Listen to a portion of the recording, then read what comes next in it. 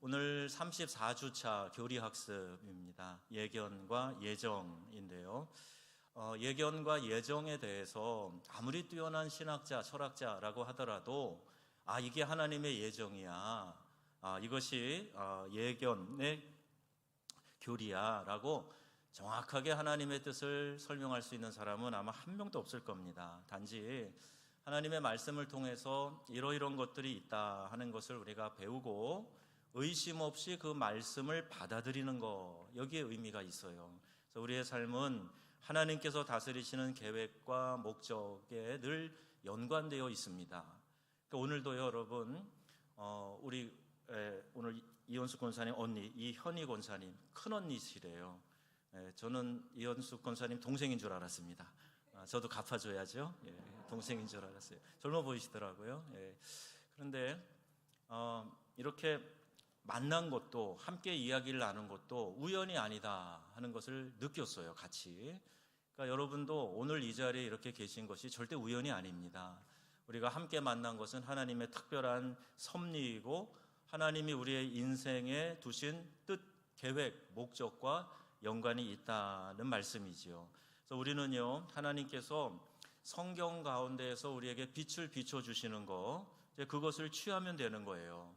하나님이 우리에게 구원받을 길을 분명하게 보여주셨어요. 이 말씀을 통해서 구원받는 길을 조금도 헤매지 않도록 정확하게 가르쳐주고 계세요. 그러니 우리가 말씀 안에만 충실하면 얼마든지 구원받을 수 있고 얼마든지 이 땅에서 천국을 누리며 살아갈 수 있으리라고 믿습니다. 그런데 뭐 특별한 게 다른 것이 있는 양, 희한한 것이 뭐 어디 숨어 있는 양, 이상한 데 가서 우리가 말씀 공부한다고 하고 그러다가 우리의 영혼을 황폐하게 만드는 일들이 생길 수 있어요. 그러니 하나님께서 불러주신 섭리 가운데 만나게 해주신 우리 성도 공동체 안에서 여러분들 믿음이 계속해서 견고해지고 자라나실 수 있기를 바랍니다. 이게 가장 큰 복이에요. 바울은요, 이제 오늘 핵심 진리 부분 보시면 에베소 교회에 보내는 편지에서 하나님의 예견, 예정에 대해서 이해하는 데 도움이 되는 세 단어를 사용합니다. 첫 번째 단어는 택하사라고 하는 이 부분이에요. 하나님이 택하셨다. 근데 언제 택하셨는가? 여기 시간도 나오는데 영원한 과거, 창세 전에. 그러니까 창세기가 성경 맨 앞이죠. 창세기 1장 1절은 뭡니까? 태초에 하나님이 천지를 창조하시니라. 그럼 그 창세보다 전이면 언제예요? 세상이 만들어지기도 전에. 그러니까 그 영원한 과거 안에서 하나님이 우리를 택하셨다 이렇게 말씀하고 계세요. 창세 전에 그리스도 안에서 우리를 택하사. 두 번째 중요한 단어는 예정입니다. 예정. 이 예정이라는 말은 모든 믿는 자들이 받을 유업과 영원한 미래에 관한 것이다 이렇게 설명하고 있는데, 모든 일을 그의 뜻의 결정대로 일하시는 이의 계획에 따라 우리가 예정을 입어 그 안에서 기업이 되었다. 에베소 1장 11절에 말씀하고 계세요.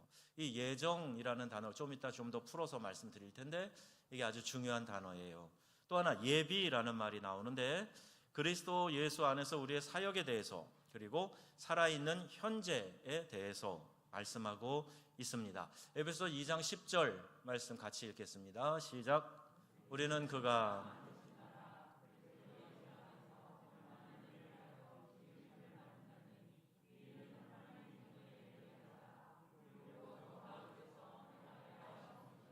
아멘. 선한 일을 위해서 지으셨는데 이는 언제요? 하나님이 전에 예비하사 우리 가운데 행하게 하려 하셨다.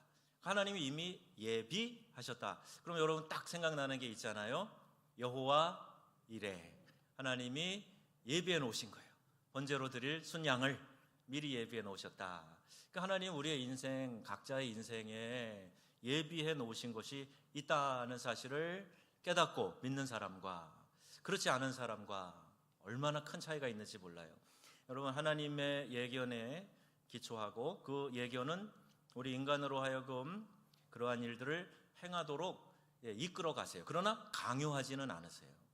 하나님께서 우리가 내가 이렇게 정했으니까 너 반드시 이렇게만 살아야 돼라고 떠밀어서 그 길로 가게 하시는 게 아니란 말입니다. 우리 젊은이들 이렇게 청년 목회를 하면 꼭 자기 갈비뼈 찾는다 그러고, 그리고 하나님이 이 사람하고 꼭 결혼하라 그랬다 그러고 그러면서 나오는 사람들이 있어요. 그런데 하나님의 예정과 섭리는요 그렇게 제한적이지 않아요. 내가 이렇게 했으니까 넌 이렇게만 살아야 돼, 안 그러면 너 저주를 받을 거야, 이런 하나님 아니세요. 자, 한번 잘 생각해 보시면 하나님이 우리를 사랑하시는 그 사랑의 깊이와 넓이를 생각하면 우리를 하나님의 뜻대로 조정하시다가 하나님 뜻대로 안 되면 심술 부리시는 그런 하나님 아니시란 말이죠. 그런데 이 예정은 우리를 위해서 우리에게 가장 선하고 아름다운 삶을 살도록 하나님이 뜻하시고 예비하신 길이 있다는 거예요. 그 뜻하시고 예비하신 길이 무엇인가 물어가며 깨달아가며 발견해가며 그 길을 걷는 사람은 그만큼 복되고 행복한 삶을 사는 것이고, 그렇지 않은 사람은 하나님의 저주가 아니라 내가 경솔히 내 인생을 살아가면서 그 풍성함을 누리지 못하는 그런 차이가 있습니다. 아담이 타락한 것과 유다가 예수님을 배반할 거 하나님이 아셨어요. 네가 그럴 수가 있어 하시지 않고 안타까워 하셨어요. 그러나 그 선택은 누가 했어요? 그들이 한 겁니다. 하지 않을 수도 있었어요. 그런데 그들이 선택해서 예수님을 배반하고 또 아담이 타락하는 결과를 갖게 되었던 거죠. 우리가 어떤 행위를 선택할 것인지에 대해서는 하나님의 예견이 그들이 행했던 그 행동을 강요한 것은 아니다 하는 거 여러분 아셔야 돼요. 학생들 수련회 가면 모의 재판 이런 거 하고 그러는데 가룟 유다를 세워놓고 변호하는 측에서 가룟 유다 억울하다 하는 얘기를 하는 거예요. 왜? 그렇게 해서 예수님이 결국 십자가에서 죽으셔야 되는 거 아니었는가? 그리고 가룟 유다가 그냥 쓰임 받은 거 아닌가? 뭐 이렇게 얘기하면서 변호를 하는 그런 기억이 나요. 아닙니다. 가룟 유다가 아닐 수 있었어요. 예수님이 기회를 주셨잖아요. 나와 함께 이 떡그릇에 손을 넣는 자다. 주님 저이니까. 네가 바로 말했다. 그래도 가룟 유다는 그 안에 마귀가 들어가서 그 밤에 뛰쳐나가가지고 예수님을 파는 일을 강행합니다. 자기의 선택인 거예요. 그러니까 여러분이 운명이라고 하는 이야기들 있잖아요. 특히 힌두교 같은 데서 강조하는 이 운명이라는 거는 내가 벗어던지지 못할 그 어떤 굴레 이런 게 아니란 말이에요. 얼마든지 하나님 안에서 내가 최선의 길을 선택할 수 있고 하나님은 그것을 우리에게 보여주시고 이끌어 가시는 거예요. 그러니 여러분 그 길을 찾아 나가는 지혜가 있으시기를 바랍니다. 어디서 그것을 찾을 수 있을까? 말씀 가운데서 하나님의 뜻을 찾아가면서 우리가 진지하게 하루하루를 주님 뜻 물어가며 살아가는 거예요. 사람이 마음으로 자기 길을 계획할지라도 그 걸음을 인도하시는 분은 여호와 하나님이세요. 이렇게 해야지 생각을 했어요. 그런데 한 걸음 한 걸음 가게 하시는 분은 하나님이세요. 그러니까 하나님께 진중하게 묻고 하나님 뜻을 구하고 그리고 신중하게 기도하면서 한 걸음 한 걸음 나아가면 얼마든지 우리는 실패하지 않고 잘못된 선택하지 않고 하나님 기뻐하시는 길로 갈 수 있다는 말입니다.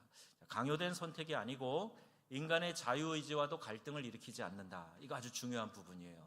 하나님이 우리를 강제로 그 길로 떠밀으신 게 아니다. 내 선택에 의해서 그렇게 됐다. 전에 언제 설교할 때도 여러분이 차선을 선택해서 후회하는 일이 있다면 그걸로 인해서 후회하고 아파하고 회개도 하고 기도하세요. 그러나 다음부터는 내가 차선의 것, 제3의 것 선택하지 않겠다. 하나님 예비하신 최선의 것만 선택하겠다. 그런 각오를 하는 기회로 삼으시면 됩니다. 자, 이제 예견에 대해서 중요한 진리들을 한번 생각해 볼게요. 먼저 하나님의 거룩한 명령입니다. 이해해야 될 단어 되어 있고 거기 보시면 우리가 가지고 일해야 할 유일한 청사진이 있다. 그 청사진이 뭐냐? 지도 청사진.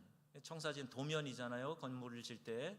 그게 뭐냐? 하나님의 말씀이라는 거예요. 길을 갈 때는 하나님의 말씀이 나침판 같은 역할을 하죠. 주의 말씀이 내 발의 길이요 내 등의 빛이니이다. 그러면서 어둠에 실족하지 않도록 말씀이 비춰주고 방향을 잡아준다.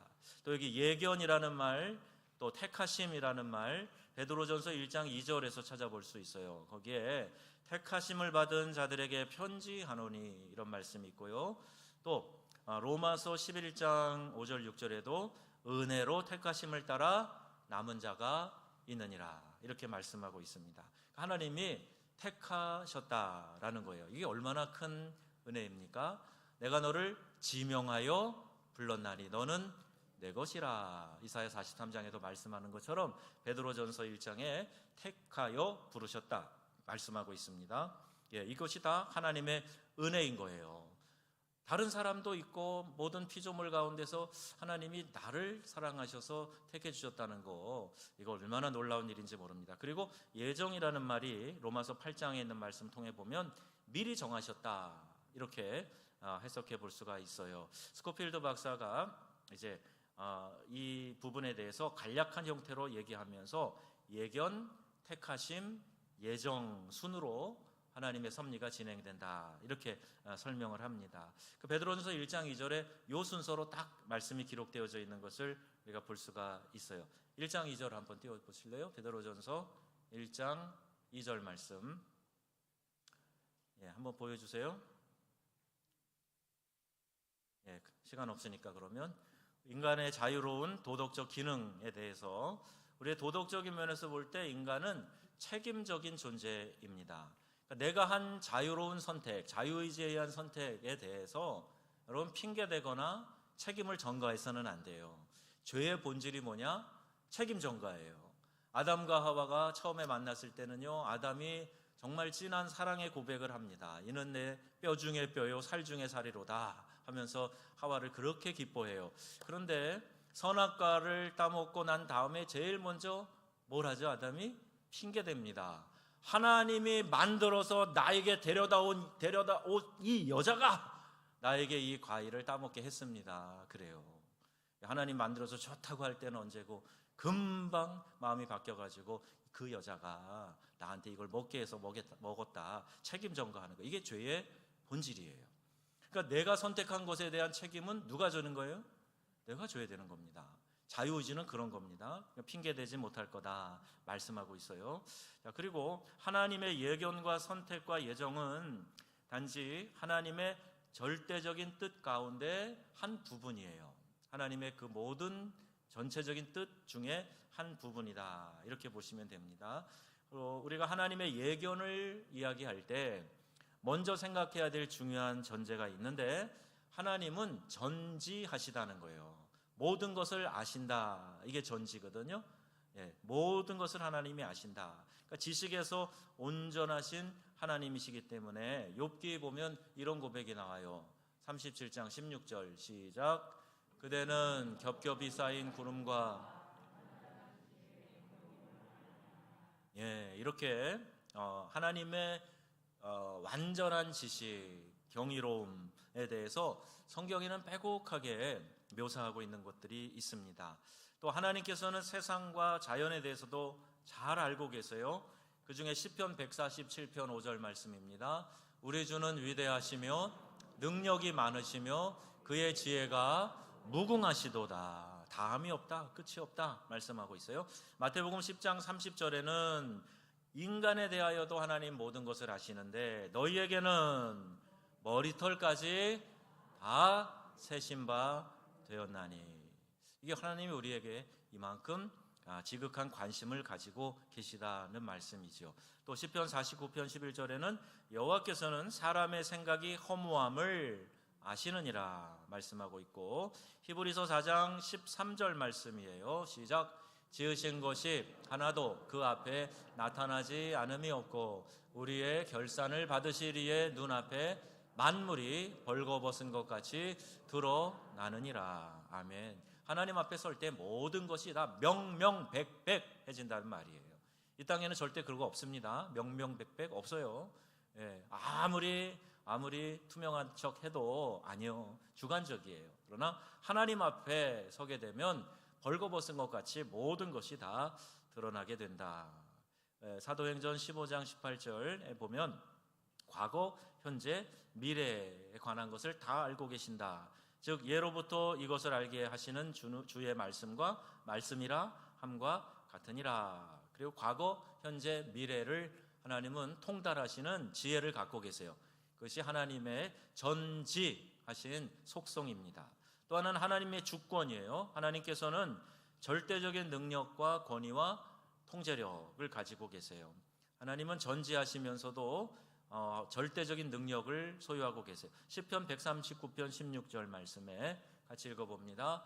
내 형질이 이루어지기 전에 주의 눈이 보셨으며 나를 위하여 정한 날이 하루도 되기 전에 주의 책에 다 기록되었나이다. 아멘. 이사야 46장 9절 10절인데요.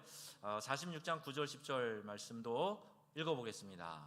너희는 옛적 일을 기억하라. 나는 하나님이라. 나 외에 다른 이가 없느니라. 나는 하나님이라. 나 같은 이가 없느니라. 내가 시초부터 종말을 알리며 아직 이루지 아니한 일을 옛적부터 보이고 이르기를 나의 뜻이 설 것이니 내가 나의 모든 기뻐하는 것을 이루리라 하였노라. 아멘. 보세요. 하나님은요, 뜻하시고 계획하신 것을 반드시 이루십니다. 그리고 그 이루실 능력이, 지혜가 충만하신 분이세요. 그러니까 하나님이 오늘 우리에게 이런 말씀을 하고 계시는 거죠. 하나님의 예견과 인간의 자유의지, 그 부분을 보세요. 자, 이제 베드로가 흩어진 성도들에 대해서 그의 첫 서신 베드로 전서를 보내면서 이 복된 진리를 말하고 있는데, 아까 보려고 했던 1장 2절 같이 다시 띄워주고 시작. 곧 하나님 아버지의 미리 아심을 따라 성령이 거룩하게 하심으로 순종함과 예수 그리스도의 피 뿌림을 얻기 위하여 택하심을 받은 자들에게 편지하노니 은혜와 평강이 너희에게 더욱 많을지어다. 아멘. 여러분, 하나님이 여러분을 택하신 것을 믿으십니까? 하나님이 그 섭리 가운데 그리스도 예수 안에서 우리를 택해 주셨다. 예수 그리스도의 피 뿌림을 얻기 위해서 택해 주셨다. 이렇게 말씀하고 있어요. 그들에게 편지를 보내고 있다. 오늘 우리에게 하시는 말씀이죠. 그리고 이 구원의 세부적인 계획은 창세 전부터 계획이 되었다. 에베소 1장 4절에 말씀합니다. 곧 창세 전에 그리스도 안에서 우리를 택하사. 창세 전에 우리를 택하셨다 말씀하고 있고, 예수 그리스도를 통해서 하나님께 나오라는 초청을 하셨다고 지난 시간에 말씀드렸어요. 그리고 이사야 55장 6절 말씀, 그래서 뭐라고 말씀하시는가? 오라 하신 하나님께서 너희는 여호와를 만날 만한 때에 찾으라. 가까이 계실 때에 그를 부르라. 아멘. 여러분, 예배는 하나님이 만나 주시겠다고 우리에게 약속해 주신 시간이에요. 우리나라 문화에서는 잘 몰라요. 막 불쑥불쑥 찾아오잖아요. 우리 이성대 집사님 우리 교회 막 불쑥불쑥 찾아오잖아요. 그래도 우리 반갑게 맞아주는 게 친절한 동양 문화잖아요. 그런데요, 제가 다른 문화에 살아보면 미리 약속을 다 잡아야 돼요. 언제 가도 됩니까? 그래서 시간까지 딱 잡아놓고 그때 가서 만나요. 그런데 하나님이, 그 거룩하신 하나님이 우리를 만나주겠다고 약속하신, 정해주신 시간이 예배 시간이란 말이에요. 예배 시간에 언제든지 하나님께 나아갈 수 있어요. 그래서 저는 이 말씀 볼 때마다 예배 시간에 나오면 되지. 우리가 하나님을 만날 만한 때에 찾고 가까이 계실 때 그를 부르라 그랬는데, 예배 시간이 되면 바로 그 기회 아니냐. 여러분들 예배 시간에 오시라고 자꾸 제가 권면 드리는 거예요. 우리 명성교회가 예배 잘 지키는 교회 중에 하나지만 여러분 더욱 열심을 내시기를 바랍니다. 열심히 예배 드리면 주님 만나는 기회를 얻게 됩니다. 그리고 가까이에서 주님을 경험하고 느끼게 돼요. 예수님께서는 또 마태복음 11장에 말씀하시죠. 시작. 수고하고 무거운 짐진 자들아 다 내게로 오라. 내가 너희를 쉬게 하리라. 아멘. 예수님께서 수고하고 무거운 짐진 자 다 내게로 와라 말씀하고 계세요. 구원의 초청뿐만이 아니라 우리의 삶의 무거운 짐을 지고 허덕이고 있는 모든 사람들에게 와라. 병든 자도 오라 말씀하세요. 병든 자도 와라. 고물상이 아니고 예수님이 병 고쳐주시려고 병든 자도 오라 말씀하고 계신단 말이에요. 여러분, 예배 시간에요, 치유를 위한 기도를 하는 이유가 여기 있습니다. 주님이 오라고 하셨으니까요, 주님의 능력이 주님이 뜻하시는 가운데 나타날 것을 믿습니다. 여러분, 예배 때 같이 통성기도할 때 그 기도의 열기를 힘입으셔서 주님 저의 병든 거 고쳐주세요. 주님 저의 연약한 거 고쳐주세요. 육체의 질병이든지 마음의 질병이든지 하나님 약한 거, 구부러진 거, 상한 거 하나님 새롭게 해주세요 라고 기도할 수 있는 기회가 바로 예배하고 기도하는 기회라는 거예요. 데살로니가전서 1장 4절 말씀에 보면 하나님의 사랑하심을 받은 형제들아 너희를 택하심을 아노라. 우리가 하나님의 사랑을 받고 택함을 받았다 하는 사실 우리가 서로 인정해 줘야 할 겁니다. 나만 아니라 내 옆에 있는 우리 성도들도 그도 역시 하나님께 부름받아 택함을 받은 하나님의 자녀다 하는 사실을 알아야 돼요. 내가 귀한 거는 아는데 내 옆에 있는 다른 형제 자매가 귀한 걸 몰라. 그래서 내 마음대로 그 사람에게 상처 주고 넘어지게 만들고 끌어내리고 그러면 안 된단 말이에요. 그도 역시 하나님의 자녀예요. 그를 위해서도 예수님이 십자가에서 죽으셨기 때문에 나 귀한 것 이상으로 그 사람도 귀하게 여길 줄 알아야 진짜 이 구원의 가치, 예수님의 이 십자가 대속의 죽음의 가치를 깨달은 사람인 것이지요. 이 예견도 하나님의 속성입니다. 하나님께서는 모든 것을 아시기 때문에 이런 예견을 하실 수가 있어요.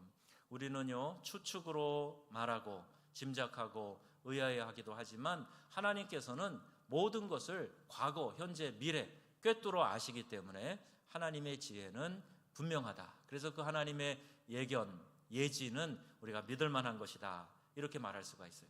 자, 이제 예정이라는 말을 한번 보시면 예정은 성경에 많은 곳에 나타나 있는데 예정이라고 되어 있는 이 단어가 영어에 보면 pre라는 말이 앞에 나와요. 그리고 destination이라고 되어 있어요. 그러니까 운명이라고 말하는 destination이라고 번역되는 요것은 정하셨다는 것이고 pre는 미리라는 뜻이에요. 그래서 하나님께서 우리 개인과 사건의 영원한 운명을 미리 알고 계시고 정하셨다 그런 뜻이 있는데 아까 말씀드린 것처럼 우리 기독교 신앙은 운명론적인 신앙이 아니란 말입니다. 왜 힌두교의 카스트 제도가 잘 깨지지 않는가? 그거 보면요, 힌두교는 철저히 운명론이에요. 인도 사람들 말이에요. 그래서 네가 불촉천민으로 태어났으면 평생 그 불촉천민의 업은 네가 지고 사는 거다. 이건 벗어날 수가 없다. 이렇게 가르칩니다. 우리 기독교 복음은 그렇지 않다고 말씀드렸어요. 하나님은 우리를 잘 아시고 전지하시기 때문에 과거, 현재, 미래를 꿰뚫어 아시는 것이지 너 그대로 살다가 그 어려운 처지에서 그렇게 죽을 운명이야 이렇게 그런 의미의 예정이 아니란 말이에요. 하나님의 목적에 대한 성취는 자 보시면 계시록에도 흠없고 점없는 어린 양 같은 그리스도의 보배로운 피로 우리를 구속하셨어요. 또 이 구원 계획의 성취는 하나님께서 그 아들 안에서 미리 정하신 것이다 말씀하고 계세요. 우리 모두에게 동일한 값의 은혜를 주셨어요. 예수 그리스도의 피값입니다. 그래서 그걸 통해서 누구나 다 최선의 삶을 살도록 길을 열어주신 것이에요. 하나님께서는 아브라함과 사라에게 노년의 아들을 주시겠다 그랬어요. 사라가 웃었어요. 그죠? 아브라함도 안 믿었어요. 그래서 어떻게 됐습니까? 이듬해 아들을 갖게 되지요. 하나님께서 아브라함의 씨를 예정하셨고 그에게 주셨다 하는 것 우리가 알게 됩니다. 갈라디아서 4장 4절에 보면 때가 참해 이런 말이 나와요. 때가 참해. 이 얘기를 하면 또 이상하게 보실 분이 계실지 모르겠지만 목욕탕 가는 시기가 되었다 그게 아니고 하나님의 때가 찼다는 거예요. 하나님의 구원을 이루실 때가 찼다는 거예요. 그때 하나님이 그 아들을 보내사 여자에게서 나게 하시고 율법 아래 나게 하신 것은 이렇게 되어 있어요. 때가 참해. 하나님이 계획하시고 예정하신 그 시기가 도달하매. 하나님이 정하신 때 하나님의 간섭하시는 역사의 시간 이걸 우리가 카이로스라고 얘기한다 그랬잖아요. 시간이 쭉 흘러갑니다. 그런데 카이로스의 시간은 그때 하나님의 역사가 임하는 시간을 말하는 거예요. 그러니까 그 시간은 누가 정합니까? 하나님이 정하시는 거예요. 내가 정하는 게 아닙니다. 그러니까 여러분 하나님의 때를 구하시기를 바랍니다. 내가 때를 정해놓고 요 때입니다 하나님 하지 마시고 하나님의 때가 언제입니까? 물어보시고 하나님의 때가 이름에 때가 참에 하나님께서 계획하신 것을 이루어 주실 줄로 믿습니다. 그 믿음을 가지셔야 되는 거예요. 혹시 가정에 자녀들 남편 구원을 위해 기도하다가 지치신 분 계세요? 계속 기도하세요. 때가 참에 하나님께서 이루어 주실 줄로 믿습니다. 하나님 앞에 간구하는 기도는 하나님이 절대로 외면하시지 않아요. 꼭 들어주세요. 그때를 기다리는 것이 중요하다 그랬죠. 요한복음에 보면 그때에 말씀이 육신이 되어 우리 가운데 임하셨다. 하나님의 계획의 절정은 그래서 십자가와 부활로 나타났다 말씀하고 있어요. 하나님의 절대적인 목적 보시면 로마서 8장 29절 말씀 읽겠습니다. 하나님이 미리 아신 자들을 또한 그 아들의 형상을 이는 그로 많은 형제 중에서 맏아들이 되게 하려 하심이라. 아멘. 그가 미리 아시는 바, 이게 하나님의 예견인데 이 말씀 안에서 택하셨다, 뽑으셨다라는 말씀을 우리가 보게 돼요. 누구든지 영접하는 자와 관계된다는 사실도 유의해서 볼 수가 있어요. 무슨 말이냐면요, 우리가 그리스도 안에서 하나님의 계획을, 구원의 계획을 받아들였기 때문에 하나님의 자녀가 되도록 선택받은 겁니다. 그러니까 누구는 태어날 때부터 선택받을 사람, 선택받지 않을 사람 뭐 이렇게 색깔을 칠해가지고 구별해 놓으신 게 아니고요, 예수 그리스도 안에서 구원하신다는 그 구원의 계획을 받아들인 사람은 누구나 다 하나님의 자녀가 되도록 선택해 주셨다는 말씀이에요. 여기는 예외가 없습니다. 그리고 우리에게 주신 자유의지를 사용해서 하나님께서 우리에게 베풀어 주신 구원의 길, 예수 그리스도를 영접하는 것, 이건 우리의 자유의지가 꼭 필요하고 동원되어야 하는 부분입니다. 그가 미리 아신 자들을 택하셨고 그 택함을 입은 자들이 장차 하나님의 형상을 이루어 가도록 예정하셨다 말씀하고 있어요. 그래서 우리는요, 예수 믿은 우리는요, 예수 그리스도를 닮아가려는 삶을 계속 살아야 합니다. 우리가 점점 더 우리 신앙이 성숙해져 가면 갈수록 점점 더 예수님 닮아가는 그런 사람이 돼야 돼요. 그러니까 여러분을 통해서 많은 주변의 사람들이 예수님을 바라볼 수 있게 해줘야 됩니다.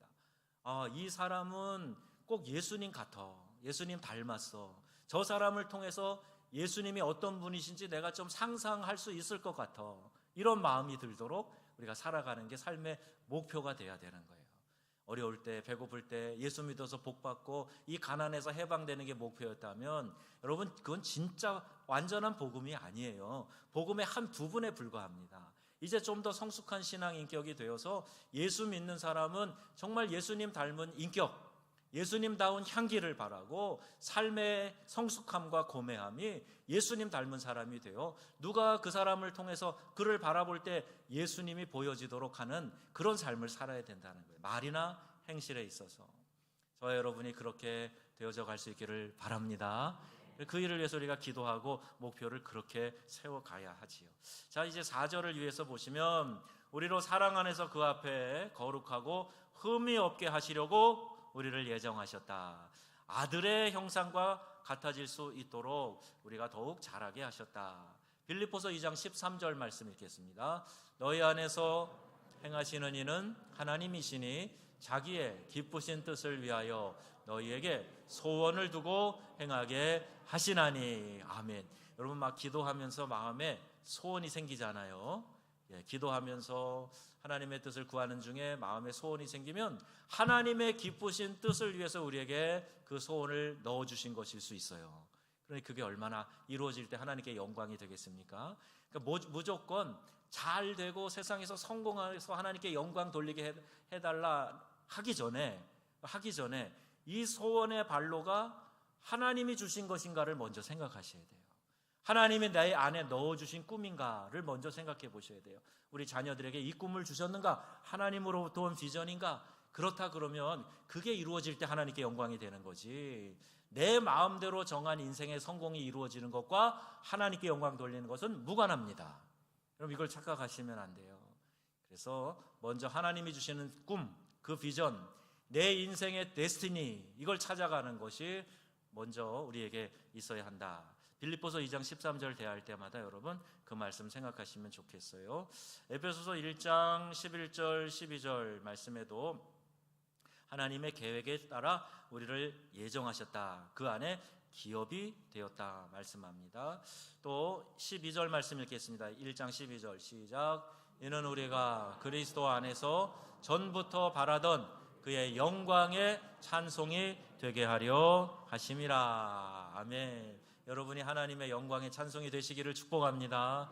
여러분을 통해서 하나님이 막 기뻐하시는 거예요. 하나님이 여러분 바라볼 때마다 막 기쁨을 감추지 못하시고 막 여러분 때문에 하나님 기뻐 뛰시는 그런 감격. 우리 명성교회 때문에 하나님 마음이 그냥 시원해지시고 기뻐 뛰시는 그런 교회 되기를 바랍니다. 그래서 우리 함께 기도해야 돼요. 빌립보서 3장 21절에 그는 만물을 자기에게 복종하게 하실 수 있는 자의 역사로 우리의 낮은 몸을 자기 영광의 몸의 형체와 같이 변하게 하시리라 말씀하고 계세요. 바로 영화롭게 하신다 하는 이 말은요, 우리의 선택과 칭의에 대해서 이제 공부하였고 그것과 연관이 되어 있는데, 마지막으로 로마서 8장 30절 말씀으로 정리해 보려고 그래요. 8장 30절 시작. 또 미리 정하신 그들을 또한 부르신 그들을 또한 의롭다 하시고 의롭다 하신 그들을 또한 영화롭게 하셨느니라. 아멘. 여러분, 부름받은 것은 확실합니까? 의로운 하나님 백성 된 건 확실하십니까? 그럼 여러분, 영화로운 그리스도인 되신 것 믿으십니까? 되시거나 되시겠거나 그 도상에 있으시거나 점진적인 그 성화의 과정에 계시거나 아무튼 그 목표를 향해서 우리가 계속해서 자라가야 하는 거죠. 너희 믿음이 그리스도의 장성한 분량에 이르도록 성장해 가라고 말씀하고 계시는 거예요. 자, 이제 정리하겠습니다. 딱딱하고 어려운 교리 같지만 영적인 관점에서 보면 이 예정은 우리 그리스도인들이 그리스도의 형상, 예수 그리스도의 형상을 본받도록 그렇게 부름을 받은 정해진 사람들이다 하는 것을 아셔야 돼요. 그리스도인이라는 말 자체도 예수 그리스도를 따르는 사람이라는 거예요. 왜 따라요? 그분이 우리의 선생님, 스승이시고 랍비, 주인이시고 주님이 되시고, 그러면 그분을 따라가는 이유는, 목표는 그분처럼 되고자 하는 거예요. 그분을 닮아가고자 하는 거예요. 그 목표를 가지고 우리가 제자 훈련 받고 말씀 공부하고 영적 훈련하면서 성장해 가는 거죠. 하나님의 형상을 본받도록 정해진 사람들이다. 그리고 그런 의미고, 또 성화의 과정에 우리가 있다. 그리스도는 그 일에서 최고의 본보기시다. 그리스도는 아버지의 표현된 형상이, 하나님이 육체로 있고 표현되어진 형상이고, 그리스도인들은 그 아들의 형상을 담도록 예정된 자들이다. 자, 이렇게 정리해 봅니다. 그런데 우리 자신의 노력으로 닮아지는 게 아니에요. 우리 자신을 그리스도께 온전히 맡김으로 하나님께서 우리를 그리스도께 내어주시는 겁니다. 그래서 온전히 주님께 내어진 자, 그 사람이 온전히 주님을 닮아갈 수 있는 자인 것이죠. 우리는 그리스도에게 우리를 주셔서 하나님의 형상을 담도록 예정하셨다. 자, 이제 마지막 요한일서 3장 2절 말씀 한번 보고 마치겠습니다. 요한일서 3장 2절에 우리가 그와 같은 줄을 아는 것은 그의 참 모습 그대로 볼 것이기 때문이니. 여러분, 천국 가서 예수님 만날 때 막 이상해, 나랑 너무 다른 분 같아, 이러면 안 돼요. 아주 비슷해야 돼요. 예수님 비스름하게 그런 모습으로 우리가 주님 앞에 가야 됩니다.